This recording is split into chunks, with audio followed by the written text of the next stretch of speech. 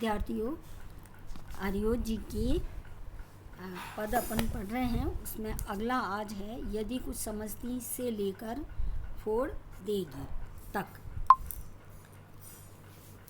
प्रसंग इसमें ये था विद्यार्थियों कि ये जो अवतरण लिया गया है ये आर्योस जी के द्वारा रचित प्रिय प्रवास महाकाव्य के 6ठे सर्ग से लिया गया है।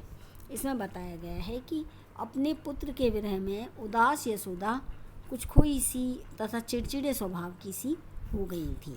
अब मैं व्याख्या करती हूँ। कवि वर्णन करते हुए बताते हैं कि घर की सेविकाएं यदि यशोदा को कुछ समझाती थीं तो वे उनकी बातों पर अत्यधिक व्याकुलता के कारण ध्यान भी नहीं दे पाती थी।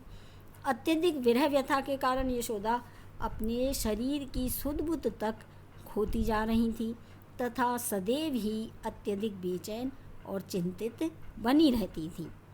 यशोदा के घर में यदि दासियां दही मथने को बैठती थीं तो उन्हें वह मथन स्वर भी अच्छा नहीं लगता था तथा उससे यशोदा की बेचैनी और भी बढ़ जाती थी। इसलिए वे अपनी दासियों को बार बार यह कहकर रोक देती थीं, अर्थात दही बिलोने से मना करती थीं कि क्या तुम सब मिलकर मेरे कान फोड़ दोगी, क्या मुझे बहरा बना दोगी। अर्थात कृष्ण से संबंधित हर परिस्थिति को वो वेदनादायक मानकर उसका विरोध करती थी। इसमें विशेष विद्यार्थी ये है विमना और चिंतिता दशा का मार्मिक चित्रण, अर्थात माता की व्याकुलता का मार्मिक चित्रण किया गया है।